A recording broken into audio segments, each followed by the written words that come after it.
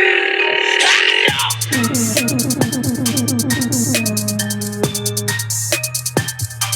nigga. My nigga. My nigga. My nigga.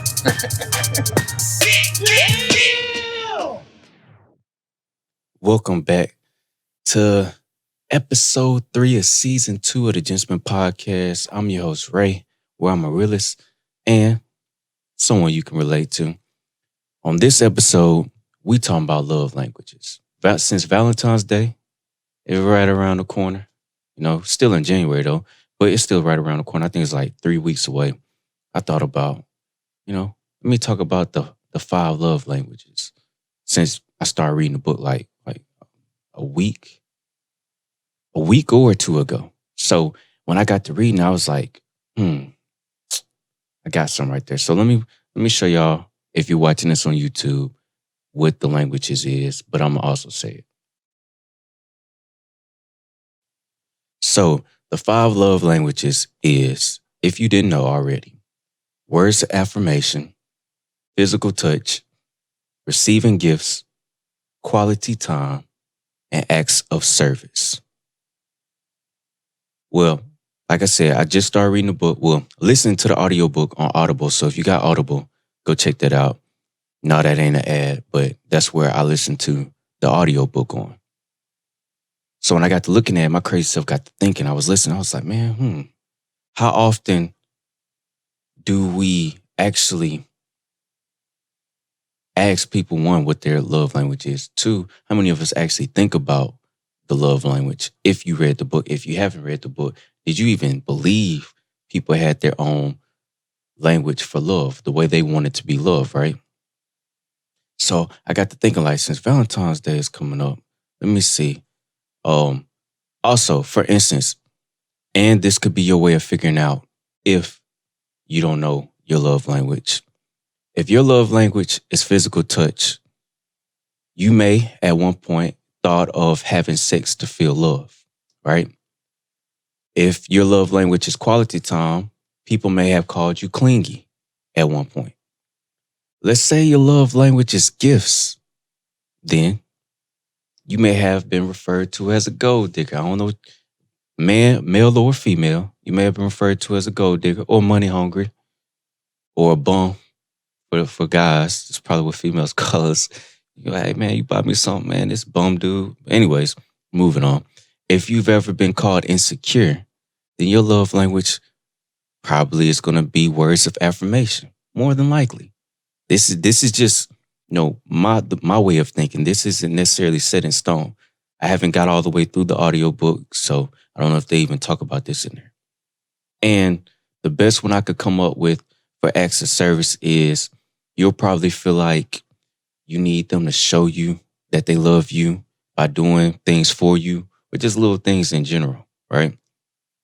But that's where my mind went when I first started listening to the audiobook.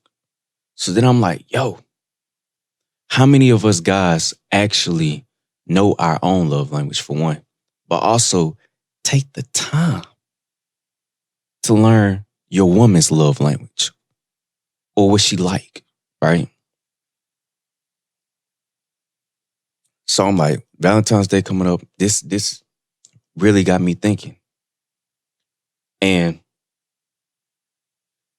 it got me thinking how many people do things on Valentine's Day, sitting around what their woman love language is, or what they man, if you're a woman, and you do for your man on Valentine's Day.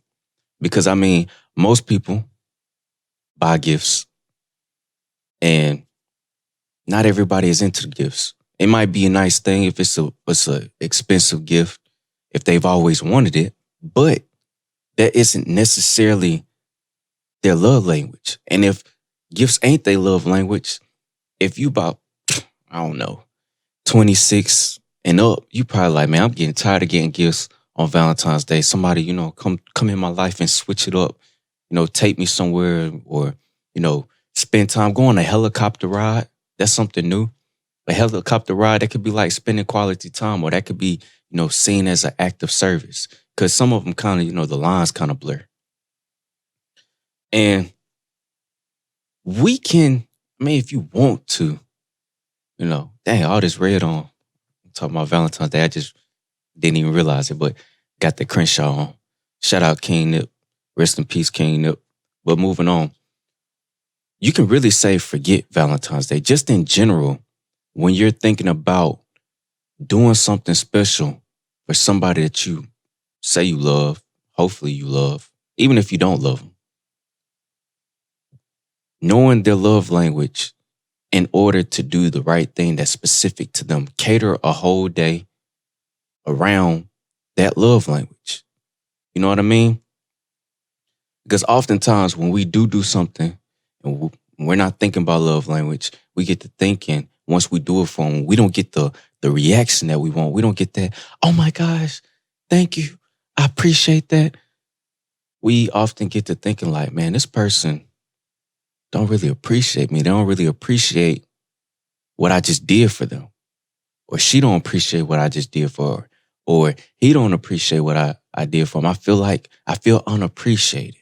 I feel unloved. Because sometimes when we do things for somebody and we want them to really like what we did because we, in our mind, went out our way to do it. And, in that person's mind, they could be used to it or it's not their love language. So we feel like, man, I'm not appreciated. I'm not feeling that. And then, you get into that effort stage, you be like, man, I ain't even feeling this no more. This ain't gonna last too much longer. I don't see how we even gonna be together. You get to talking to your friends like, yeah, this ain't it. This ain't hitting. Until somebody then comes along and speaks your love language, and then you leave that person because you like, man, the grass is greener on that other side. I feel like I just feel like they understand me. They get me. My opinion, I think that just has to do with love language. When you feel like somebody is more suited for you, they probably talking in your love language. Besides, the chemistry aspect, the whatever you look for, the if you are sapiosexual, you might like their intellect. And that could often sometimes be why relationships don't have that longevity. That Valentine's Day is good, but after that, it kind of go downhill if y'all just got together because it's like all the surface level things of that person was amazing, but it wouldn't get to that love being extended over a period of time. Eventually, once you lose all the butterflies and all that, we just got together, that puppy love phase, it gets to the point where it's just, it's falling apart. And because y'all not talking each other love language, you think you loving that person, but more than likely you're loving them in your love language, which is not their love language. So it's like y'all speaking different languages. It's like speaking Spanish and the other person talking English and you like, okay, no English. So it's just a little something to think about when you're trying to go out your way for somebody. If you've been with somebody for I don't know, a year or two or three, and you never really thought about that concept, well, this Valentine's Day or next week, whenever after you listen to this, try that. Try just figuring out what their love language is and doing something around it. So if it's quality time, do some nice stuff sitting around spending time together. If it's physical touch, do something around physical touch. Maybe go to one of them couple classes where y'all just do all these different positions together to feel, like one. Whatever stuff is out there like that. But also, if you single, like your boys truly, then whenever you trying to spark a conversation up and you want to go talk to somebody, instead of just being like, hey, what's your sign? Or hey, blah, blah, blah. Just be like, hey, do you know what your love language is?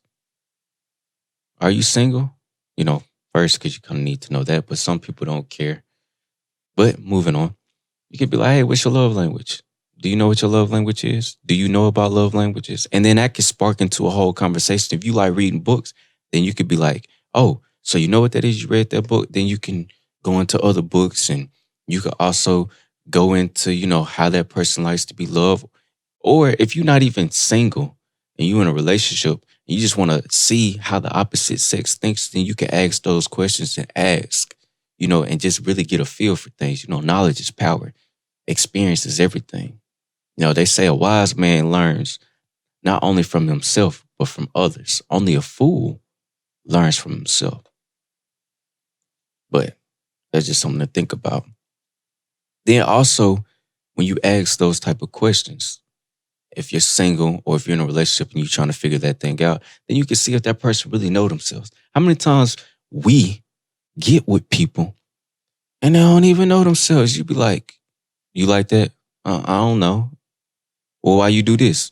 I don't know. Ain't nothing. The worst thing you could do is be with somebody who don't know. That is like a roller coaster ride. That's like, I don't know, Jack in the Box and you just waiting for it to pop out or whatever type of other way you could be surprised by something. Trying to really think if there's something. Anyways, just moving on. I don't want to take up too much time on that. But that's one of the worst things that you could possibly imagine is being with somebody who don't know themselves, who don't know what they want, who don't know what their love language is. How you gonna love them if they don't even know how they want to be loved? That makes no sense. You just walking in a circle. Basically, you finna leave that relationship hurt in some way, shape, or fashion. Whether it's your time is wasted and you hurt that way, they hurt you, or they got with you, and you're not even they type. You might not even be they type. They type. And they find that out halfway through the relationship and they really don't want to tell you, so they just cheat on you. Horrible.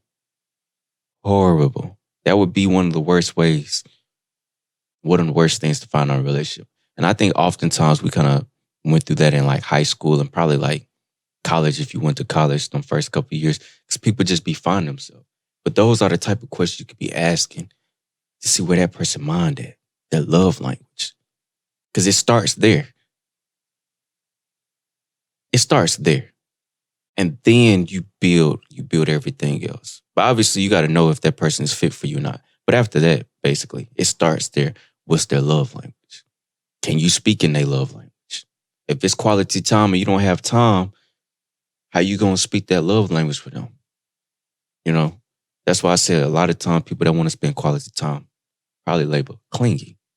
But that's all I got for this episode. Make sure y'all leave a like. I'll catch you next time. Like I said, start thinking about them love languages. Start reading. Educate yourself. And we out.